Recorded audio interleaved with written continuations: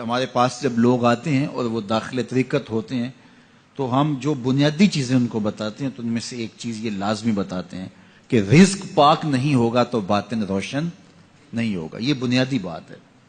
اگر رزق پاک نہیں ہے تو میرے حضور نے ارشاد فرمایا کہ ایک بندہ سفر کر کے کعبۃ اللہ کے صحن میں پہنچتا ہے اور کعبے کے پردوں کو تھام رہا ہے وہ یمد یدیہ اور لمبے لمبے ہاتھ کر کے کہتا ہے اے اللہ, لیکن اس کا کھانا حرام ہے, اس کا پینا حرام ہے, اس کا لباس حرام ہے, وہ غزیہ بالحرام, اس کو غذا حرام سے دی گئی ہے. میرے حضور نے فرمایا اس کی کوئی دعا قبول نہیں ہوگی.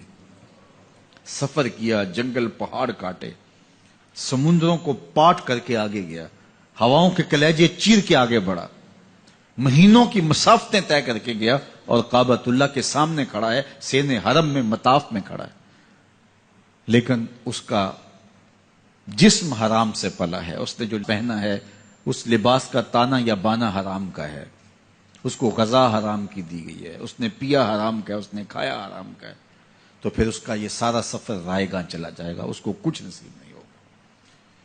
تو سب سے پہلی شرط اس عنوان سے عقل حلال ہے. اس کے بعد پھر صدق مقال ہے کہ آپ کی زبان جھوٹ نہ بولے. جب کوئی شخص جھوٹ بولتا ہے روحانیات تو دور کی بات ہے, اللہ کے فرشتے اس سے 1 میل دور ہٹ جاتے ہیں.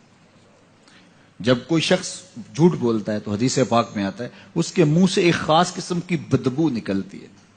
اس بدبو کو ہم نہیں سونگھ پاتے لیکن فرشتے سونگھ لیتے ہیں, چونکہ فرشتے انتہائی حساس مخلوق ہے اور وہ جھوٹ کی وجہ سے نکلنے والی بدبو کو سونگھتے ہیں. اللہ نے حضرت امام اعظم امام ابو حنیفہ رضی اللہ تعالیٰ عنہ کو یہ بصیرت عطا کی تھی اور یہ باطنی نظر بخشی تھی کہ جب کوئی شخص وضو کرتا تھا تو اس کے وضو کے پانی سے پہچان لیتے تھے کہ یہ کس گناہ کا مجرم ہے.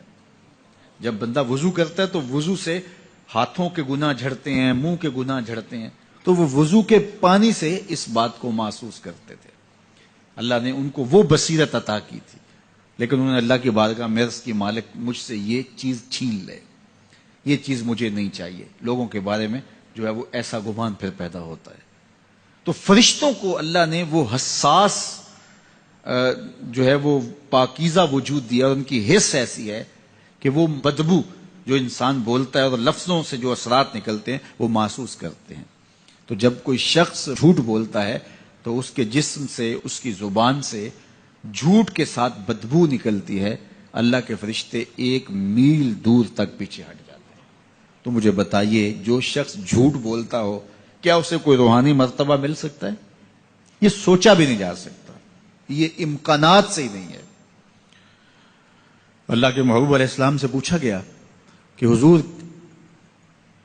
کوئی مسلمان کوئی مومن کیا بزدل ہو سکتا ہے؟ فرمایا نہیں, وہ بہادر ہوتا ہے, لیکن ہو سکتا ہے کبھی اس سے بزدلی بھی سرزد ہو جائے. انسانی کمزوری ہے, کبھی انسان بہت طاقت میں ہوتا ہے, کبھی انسان کمزور بھی پڑ جاتا ہے. فرمایا ہو سکتا ہے کبھی اس سے ہو بھی جائے. پھر پوچھا کہ بخل کر سکتا ہے؟ فرمایا نہیں, مومن سخی ہوتا ہے لیکن ہو سکتا ہے کبھی اس سے بخل بھی ہو جائے. کبھی کبھی دولت اسے اچھی بھی لگنے لگ جاتی ہے, جس طرح فرمایا گیا کہ اولاد مبخلتن مجبنتن, یہ جو اولاد ہوتی ہے یہ بندے کو بخیل بھی بنا دیتی ہے اور بزدل بھی بنا دیتی ہے. جب اولاد نہیں ہوتی تو بندہ سخی بھی ہوتا ہے اور بندہ جو ہے وہ مشکل حالات میں بھی کود جاتا ہے, لیکن جب اولاد ہوتی ہے تو پھر مشکل حالات میں کودنے سے پہلے سوچتا ہے میرے بچے ہیں یتیم ہو جائیں گے. اس کو یہ خیال آتا ہے, پہلے ایسے مال لٹاتا ہے لیکن اولاد ہو جائے تو پھر وہ اولاد کا سوچتا ہے کہ ان کے لیے کچھ میں جمع کر لوں. تو اولاد فرمایا میرے حضور نے کہ مبخلہ و مجبنہ, یہ بخیل بھی کر دیتی ہے اور یہ کمزور اور بزدل بھی بنا دیتی ہے. تو مومن ہوتا بہادر ہے لیکن ہو سکتا ہے کبھی اس سے بزدلی بھی ہو جائے. مومن سخی ہوتا ہے لیکن کبھی ہو سکتا ہے اس سے بخل بھی ہو جائے. لیکن تیسرا سوال حضور سے پوچھا گیا کہ مومن جھوٹا ہو سکتا ہے؟ تو اس پہ 2 ٹوکا, نہیں جھوٹا نہیں ہو سکتا. یہ نہیں ہو سکتا کہ مومن ہو اور جھوٹا ہو, وہ سچ بولنے والا ہوگا. تو عقل حلال اور صدق مقال, یہ 2 خوبیاں جو ہیں یہ اہل اللہ کا ترائے امتیاز ہے, اور یہ مجھے اور آپ کو اختیار کرنی چاہیے. حضرت خلیل اللہ جب وادی غیر ذی زرع میں سیدہ ہاجرہ اور ان کے معصوم نونہال کو چھوڑ کر کے جانے لگے. ایسی وادی جہاں حیوانی وجود بھی نہیں تھا، نباتات بھی نہیں پائے جاتے تھے، پانی کا ایک قطرہ بھی دستیاب نہیں تھا. کالے سیاہ محیط پہاڑ جیسے فولاد پگھلا کے ڈال دیا ہو. وہ وادی جہاں دن کو بھی خوف آئے، وہاں حضرت ہاجرہ نے راتیں بھی گزاری. کتنا دردناک لمحہ تھا. جب سحری کا وقت ہوا، حضرت خلیل اللہ دعائیں دے کے رخصت ہونے لگے. حضرت ہاجرہ سلام اللہ نے آگے بڑھ کے اپنے شوہر نامدار کا دامن پکڑ لیا. تمسکت بِأَزْيَالِهِ، دامن پکڑ کے بولی، میرے شوہر نامدار، اس محیب وادی میں، اس پہاڑوں کے دامن میں جہاں دن کو بھی خوف آئے، نونہال معصوم کے ہمراہ مجھے چھوڑ کے کہاں جا رہے ہو؟ حضرت خلیل اللہ نے کوئی جواب نہیں دیا. پھر قدم اٹھایا تو زوجہ نے پھر دامن پکڑا، پھر وہی سوال، پھر کوئی جواب نہیں آیا. تیسری مرتبہ دامن پکڑا، خلیل اللہ کی جانب سے کوئی جواب نہیں آیا. تو خاتون خود بولی، کیا اللہ کا حکم تو نہیں؟ تو حضرت خلیل اللہ نے کہا، نعم، ہاں اسی کا حکم ہے. حضرت ہاجرہ نے دامن چھوڑ دیا، کہا جائیے، خیر سے جائیے، اگر اس کا حکم ہے وہ ہمیں ضائع نہیں ہونے دے گا. جہاں دن نہیں گزارے جا سکتے تھے، پھر اس خاتون نے وہاں راتیں بھی کاٹی. وہ وادی جس میں وحشت بھی قدم رکھتی تھی ڈر ڈر کے، جہاں پھرتے تھے آوارہ تھپیڑے بادے سر سر کے، جہاں پر گھاس اگتی ہے، جہاں نہ پھول کھلتے ہیں، مگر وہ سرزمین ہے آسماں بھی جھک کے ملتے ہیں. اپنی پاک باز بیوی اور نونہال بیٹے کو چھوڑ کے حضرت خلیل اللہ دعائیں دے کے رخصت ہو گئے. تھوڑا سا توشہ تھا، 2-1 دن کے بعد ختم ہو گیا. پھر ماں کی چھاتی سے دودھ بھی خشک ہو گیا.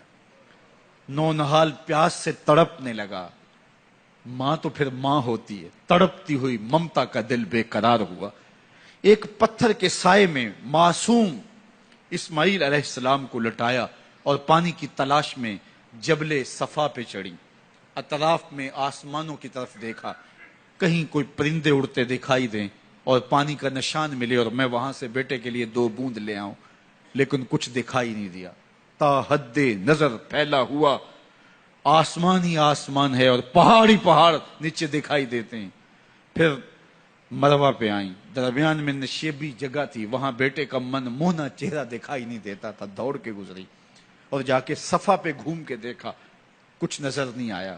ادھر بھی دیکھ لیا، ادھر بھی دیکھ لیا، لیکن ماں تھی. پھر دوبارہ صفا پہ آئی، صفا پہ دیکھا، کچھ دکھائی نہیں دیا. پھر تڑپ کے مروہ پہ آئیں، وہاں پھر دیکھا، کچھ دکھائی نہیں دیا. پھر صفا پہ آئی، کبھی صفا پہ کبھی مروہ پہ. تڑپتی ہوئی ماں کی ممتا، بے قرار دل. ادھر پانی کی پیاس سے تڑپتا ہوا معصوم اسماعیل پتھر کی اوٹ میں. درمیان سے ماں گزرتی ہے تو بھاگ کے گزرتی ہے کہ بیٹے کا من مونا چہرہ بھی نگاہوں کے سامنے رہے. ذرا منظر تو دیکھو کتنا دل آویز ہے. اللہ اکبر، سینوں میں پتے پانی ہو جائیں، پتھر بھی ہو تو پگھل جائے اس زہرہ گداز داستان سے. لیکن اللہ پر توکل اور ماں کی بے قراریاں، کبھی صفا پہ کبھی مروہ پہ، زبان پہ شکایت نہیں ہے. پھر جب مروہ پہ پہنچتی ہیں، 7 چکر مکمل ہو گئے، تو ادھر کیا دیکھا کہ معصوم اسماعیل ایڑیاں رگڑ رہا ہے. ماں کا دل ڈولنے لگا کہ بیٹا آخری لمحوں میں دوڑی کہ بیٹے کو جا کے اپنی چھاتی سے چمٹاؤں، ہو سکتا ہے 2 قطرے دودھ کے اس کی زندگی کی آس بندھا دیں. تو ماں دوڑتی ہوئی آئی، لیکن جب قریب آئی تو منظر بدلا ہوا تھا. معصوم کی ایڑیوں کے رگڑنے سے تازہ چشمہ پھوٹ رہا ہے. پانی ہے کہ بے قابو ہونا چاہ رہا ہے. آگے بڑھی، جلدی جلدی مٹی کی منڈھیری کرتے ہوئے کہا، زم زم، رک جا رک جا. اللہ اکبر. ہاجرہ سلام اللہ علیہا نے حضرت اسماعیل کی محبت اور اپنے رب پر توکل کی انوکھی اور البیلی داستان رقم کی. کہا، ہاجرہ تو نے بھی حد کر دی، لیکن قیامت تک تیری راہوں کو بھی جلوہ گاہ بنا دیں گے. یہاں نبی بھی دوڑیں گے، ولی بھی دوڑیں گے، غوث بھی دوڑیں گے، کتب اور ابدال بھی دوڑیں گے، شہنشاہ بھی دوڑیں گے، کج کلا بھی دوڑیں گے. یہ دوڑنا ہم عبادت بنا دیں گے. حتیٰ کہ امام الانبیاء بھی ان راہوں کی سائی کرتے رہے. عجیب رنگ، عجیب منظر اور عجیب کیف کا عالم. اچھا، یہاں رک کے ایک بات کرنا چاہوں گا، اگر آپ کی توجہ ہو. جہاں حضرت ہاجرہ دوڑی اور ان کے مبارک قدم وہاں لگے اور لگ کے ہٹ گئے، عارضی نسبت ہے، مستقل نسبت نہیں ہے. جہاں ان کے قدم لگ کے ہٹ گئے وہ جگہ تو جلوہ گاہ بن گئی، اور جہاں حضور خود جلوہ فرما ہیں وہ گنبد خضرا جلوہ گاہ کیوں نہیں ہو سکتا ہے؟ اب یہ پانی جہاں حضرت اسماعیل کے قدم لگے، یہ پانی دنیا کا عظیم ترین پانی ہے، اور پھر اس کا پروٹوکول یہ ہے، اس کو کھڑے ہو کے پیا جاتا ہے۔ یار یہاں بھی روک کے ایک بات کہہ دوں، حضرت اسماعیل کے قدموں کو چھونے والے پانی کا پروٹوکول ہے کہ اس کے لیے کھڑے ہو جائیں، اور حضرت اسماعیل مسجد اقصیٰ میں جس کے پیچھے کھڑے ہو کے نماز پڑھتے ہیں، اس امام کے لیے کھڑے ہو کے مصطفیٰ جان رحمت پہ لاکھوں سلام پڑھ لیں تو اس میں شرک کہاں سے آ جائے گا؟ تو یہ تکریم ہے، یہ عزت ہے اس پانی کی کہ اس نے حضرت ذبیح اللہ کے قدم چھوئے ہیں۔ تو یہ سارا حج، اللہ اکبر، ہمیں ہمارے ماضی سے جوڑتا ہے۔